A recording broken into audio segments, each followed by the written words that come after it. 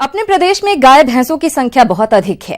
यदि किसान इन पशुओं से प्राप्त गोबर का उपयोग बायोगैस संयंत्र में गैस निर्माण के लिए करते हैं तो इससे धुआं रहित ईंधन गैस के रूप में तो मिलेगा ही, इसके साथ ही खेती करने के लिए अच्छी गुणवत्ता का खाद भी मिलेगा। तो आप किस प्रकार से तैयार करें बायोगैस, इस बारे में जानकारी दे रहे हैं डॉक्टर दीपक शर्मा। देखते हैं गाँव में या कहीं भी हमारे पास 5 गाय है, 10 गाय है।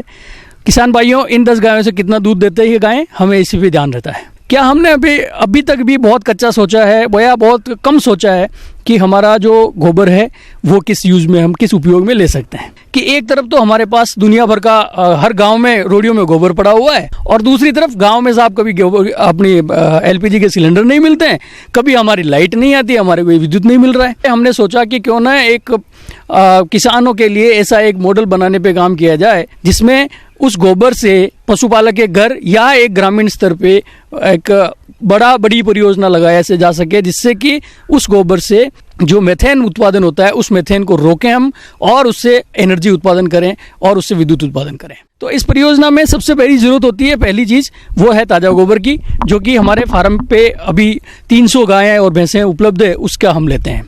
दूसरी चीज हमें चाहिए थी एक ऐसा बायोगैस प्लांट जो कि इस गोबर को स्लरी में कन्वर्ट करे और साथ ही साथ बायोमेथेन पूरी की पूरी यूज कर सके।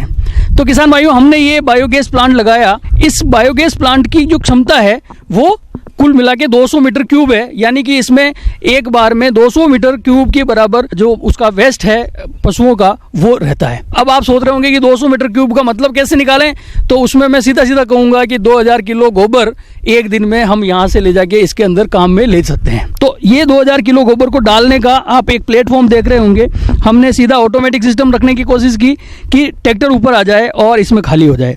यहाँ पे इसकी मिक्सिंग होती है। यहाँ पे एक बात मैं और जोड़ूं कि जो किचन वेस्ट होता है, जिसमें कि छोटा छोटा आपका रोज का कचरा बचता है, वो कचरा भी सड़ेगा और उस कचरे से भी आपका जो है मेथेन निकलेगी। वो मेथेन भी अगर हम रोकेंगे तो पर्यावरण के लिए भी अच्छी रहेगी, साथ साथ एनर्जी भी हम बना पाएंगे। तो उसके लिए भी हमने हमारे हॉस्टल से शुरुआत कर दी है। ये आप जो ड्रम देख रहे हैं, इसमें जो हॉस्टल का जो किचन का जितना भी कूड़ा होता है वो हम ढका के रखते हैं और दूसरे दिन हम इसमें लाके डाल देते हैं। और ये लगभग 200 किलो वेस्ट हमारे पास आता है और इससे हम न करते 5 से 10 आदमियों का खाना रोज का बना सके, इतनी ऊर्जा हम उत्पादित कर रहे हैं। उसके बाद ये गोबर स्लरी के रूप में बाहर निकलता है। किसान भाइयों, 1 घन मीटर बायोगैस संयंत्र की अनुमानित लागत 10,000 रूपए। शासन द्वारा 1 घन मीटर आकार का बायोगैस संयंत्र बनवाने पर 5500 रूपए अनुदान देय है। बायोगैस संयंत्र के साथ टॉयलेट बनवाने पर 67,000 रूपए शासन द्वारा अनुदान देय है।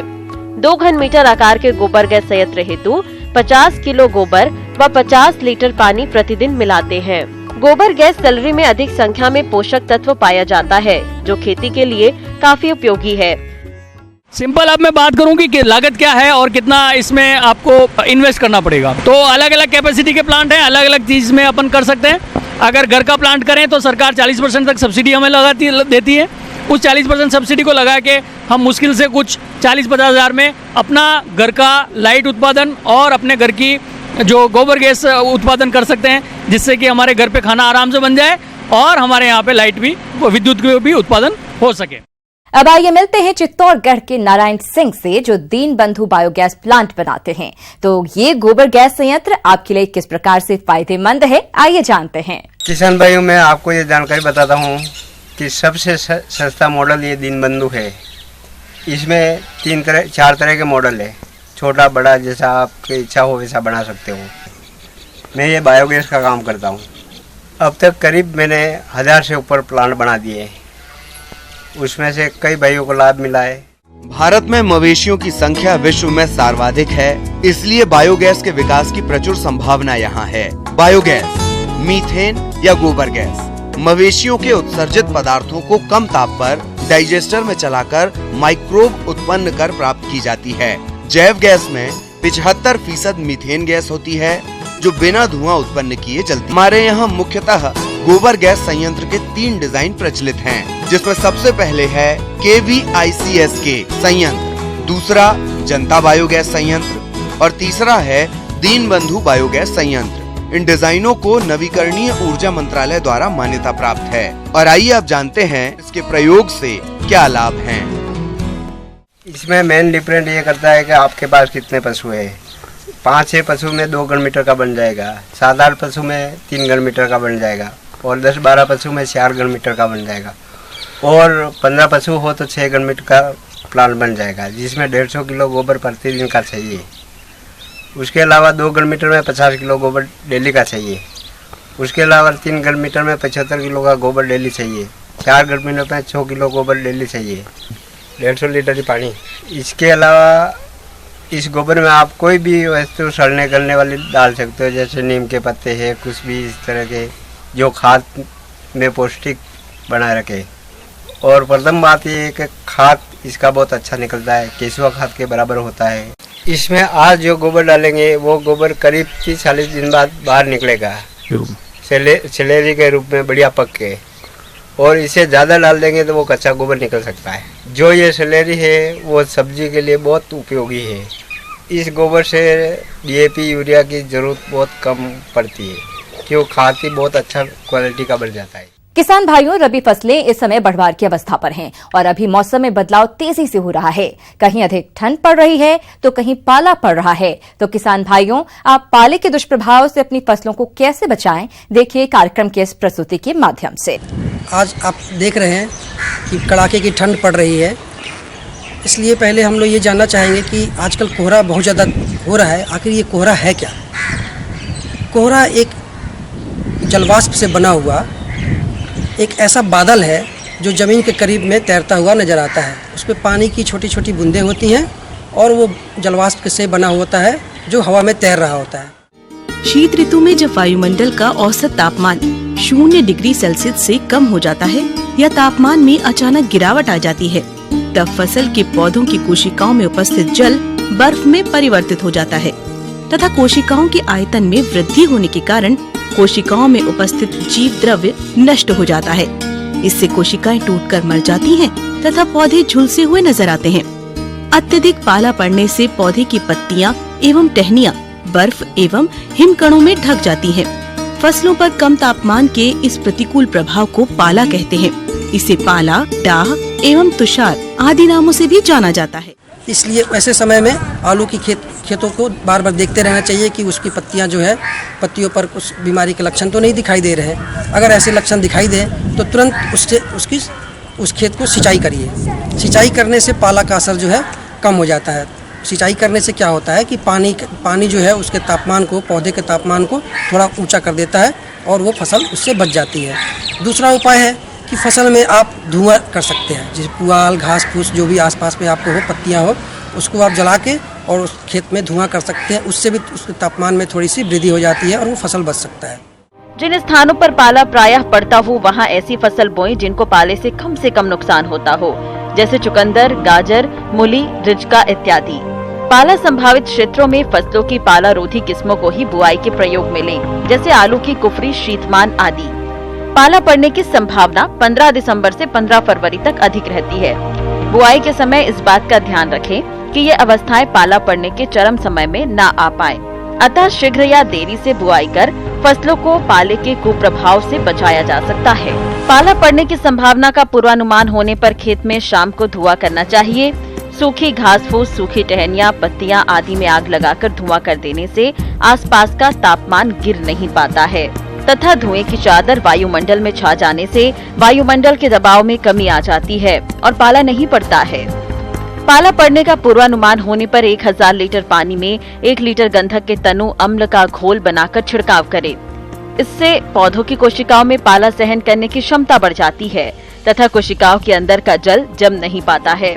गंधक का अम्ल सस्ता एवं आसानी से हर जगह मिलने वाला रसायन है, लेकिन इसके लिए जरूरी है कि पहले से सावधानी बरतिए।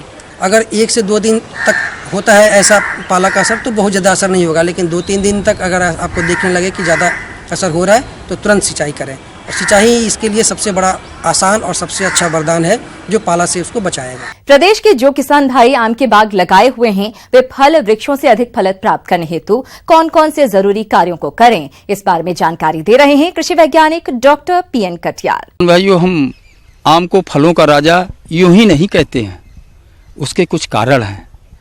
स्वाद में उत्तम, पोषकता में उत्तम, विटामिन ए का रिच सोर्स, सबसे महत्वपूर्ण जो इसका अंश है वो है विटामिन ए, जो रतौंधी जैसी बीमारियों को नियंत्रित करती है। इसके बगीचे से तुलनात्मक दृष्टि से अन्य फलों की तुलना में ज़्यादा अच्छा लाभ प्राप्त किया जा सकता है, बशर्ते कि हम बाग की अच्छी देखरेख करें। सबसे पहली देखरेख किसान भाइयों आती है कि बगीचे में खरपतवार न दिखाई दें, और खरपतवार नष्ट करने के लिए हल्की गुड़ाई, केवल 3-4 इंच गहरी गुड़ाई कर दें, खरपतवार नष्ट हो जाएंगे।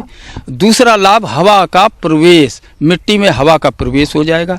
कुछ ऐसे बेसिक एलिमेंट जो हवा से ही प्राप्त होते हैं, कार्बन, हाइड्रोजन, ऑक्सीजन, वो ऐसे पोषक तत्वों का मिट्टी में प्रवेश हो जाएगी और मिट्टी की उर्वरता बढ़ जाएगी।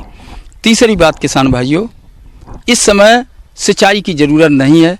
इस समय हमारे पेड़ आराम कर रहे हैं, रेस्टिंग पीरियड में हैं, उन्हें हम आराम करने दें। चौथी बात किसान भाइयों कि कीड़े और बीमारी हमेशा पेड़ों पे ही जिंदा रहती हैं। आज आवश्यकता है कि हम prevention is better than cure, हम बाद में सुरक्षा के उपाय करें। इससे अच्छा ये है कि हमें सुरक्षा करनी ही ना पड़े।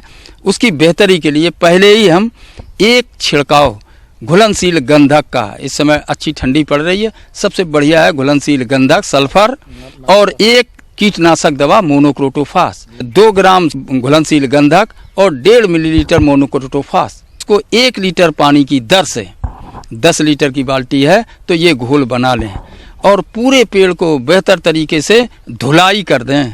हम छिड़काव की बात करते हैं, छिड़काव से मकसद हमारा यही है कि उस पेड़ को ऐसा धुल दें कि दवा का हर अंश हर पौधे के हर भाग पर जाए, ताकि कीड़े की सुरक्षा भी हो और जो बीमारी पैदा होने वाली है उस बीमारी से भी सुरक्षा हो। जो खर्रा रोग जैसी बीमारियां आती हैं वो, उसके लिए घुलनशील गंधक सबसे उपयुक्त दवा है। किसान भाइयों, जब हम फसल सुरक्षा की बात करते हैं, आम के बाग में ये देखा गया है कि प्रायः दीमक का प्रकोप पाया जाता है। हमारे सामने ये पेड़ खड़ा हुआ है, देखें ये दीमक ने इसके तने की छाल को खा रखा है। अब इस छाल के दीमक द्वारा खाने से इस पौधे की वृद्धि और विकास दोनों ही प्रभावित हो रहे हैं। जनरली ये मिट्टी में जमीन के नीचे रहता है। इसको नष्ट करने के लिए एक दवा आती है क्लोरपायरीफास। क्लोरपायरीफास जो 2 से 2.5 लीटर दवा प्रति हेक्टेयर के बगीचे के लिए पर्याप्त होती है। जो पानी का स्रोत होता है, जहाँ से पानी जाता है, 1 लीटर के डिब्बे में एक बारीक छेद करके और उस पानी के स्रोत पर रख दिया जाता है। जब वो पानी आगे फैलता है तो उसके साथ ये कीटनाशक दवा भी जाती है। यदि 3 बार आपने ये दवा का प्रयोग कर दिया तो निस्संदेह ये दीमक का प्रकोप कम से कम हो जाएगा या ख़त्म हो जाएगा। यद्यपि स्थायी रूप से दीमक के नियंत्रण के लिए जरूरी है कि दूसरे या तीसरे साल में इसी दवा का प्रयोग करते रहें, तो ये दीमक नहीं आएगा।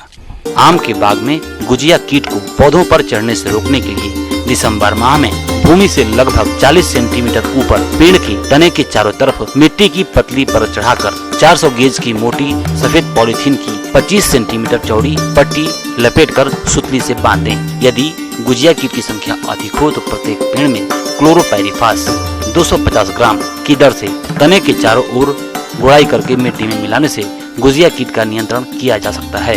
ये यदि सामान्य देखरेख के तौर पे आपने इतनी क्रियाओं को कर लिया तो निस्संदेह आपके बगीचे से के पौधों को अच्छा वृद्धि और विकास होगा। उससे प्राप्त होने वाले जो फल होंगे उत्पादन की दृष्टि से भी अच्छा होगा और गुणवत्ता की दृष्टि से भी अच्छा होगा।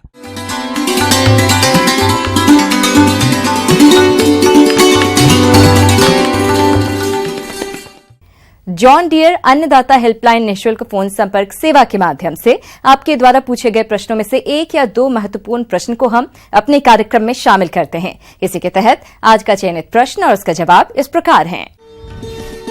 अन्नदाता निःशुल्क फोन संपर्क सेवा के माध्यम से पूछे गए प्रश्नों में से आज हमने जिस प्रश्न को कार्यक्रम में शामिल किया है उसे पूछा है ग्राम बनौरा, जिला धौलपुर के कृषक शिव प्रसाद ने।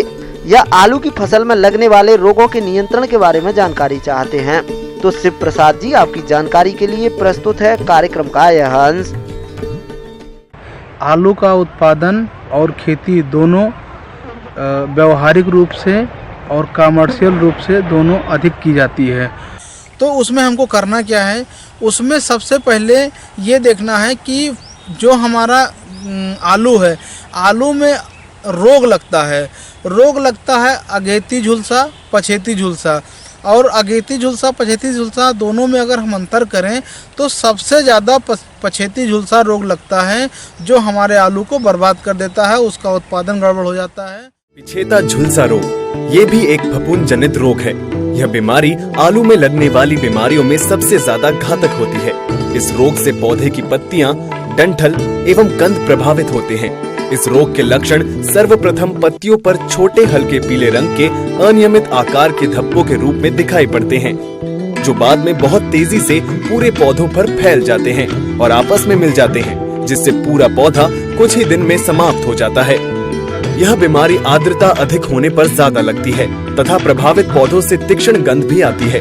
यदि तापमान 10 से 25 डिग्री सेंटीग्रेड तथा आर्द्रता 80% से अधिक है तो यह बीमारी तेजी से फैलती है तथा पूरी फसल 1 सप्ताह में समाप्त हो जाती है।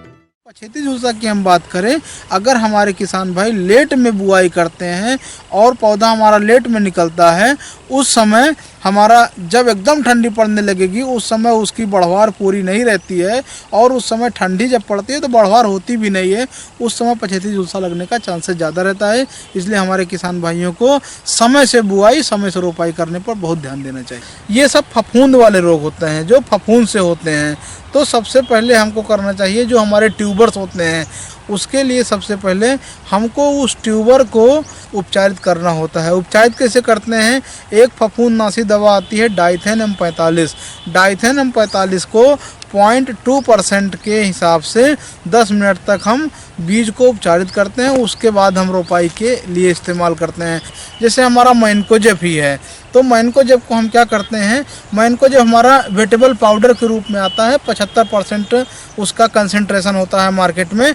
तो हम लोग क्या करेंगे, 2.5 kilogram AI per hectare, 2.5 kilogram AI मतलब एक्टिव इंग्रेडिएंट, सक्रिय तत्व, तो 2.5 किलोग्राम सक्रिय तत्व प्रति हेक्टेयर के हिसाब से हम छिड़काव कर देते हैं। तो हमारा लीफ स्पॉट और जो लेड ब्लाइट लगता है उससे हमको छुटकारा मिल जाता है। और ध्यान देना है कि जहाँ पर ज़्यादा सीवियर प्रॉब्लम है वहाँ पर 15 दिन के अंतराल पर 2 बार छिड़काव कर देंगे, और अगर हमारा ETL लेवल के अंदर ही है, थ्रेशोल्ड लेवल के, तो आप एक छिड़काव से ही काम कर सकते हैं। वो हमारे किसान भाइयों के जो इन्फेस्टेशन है उसके स्तर के ऊपर डिपेंड करता है।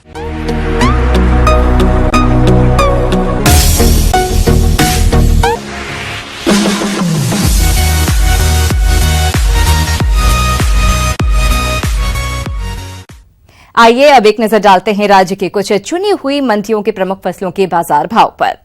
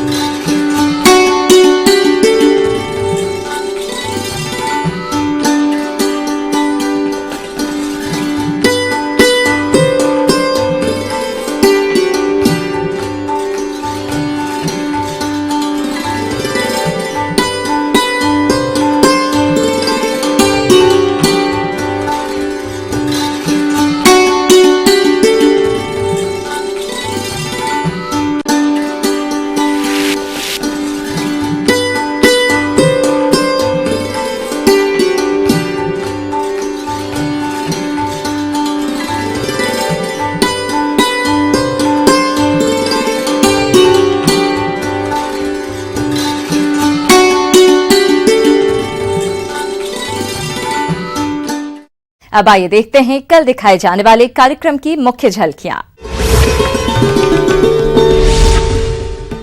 गाय के गिर नस्ल का पालन करना है किसानों के लिए लाभकारी। रोग और कीटों से होता है चने की फसल में भारी नुकसान, करें समय पर नियंत्रण।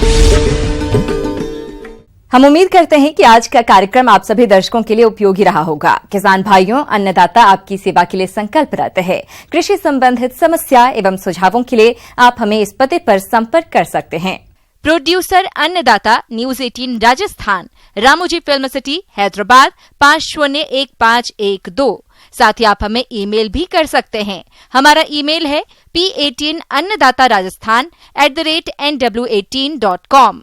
इसके अतिरिक्त आप हमें जॉन डियर निःशुल्क हेल्पलाइन नंबर 180041921555 पर सोमवार से शनिवार सुबह 10 बजे से शाम 4 बजे के बीच संपर्क कर सकते हैं। किसान भाइयों, अब समय हो रहा है आपसे विदा लेने का, तो हमारी अन्नदाता टीम को दीजिए इजाजत। कल फिर आपसे मुलाकात होगी कृषि संबंधित कुछ और महत्वपूर्ण जानकारियों के साथ। नमस्कार।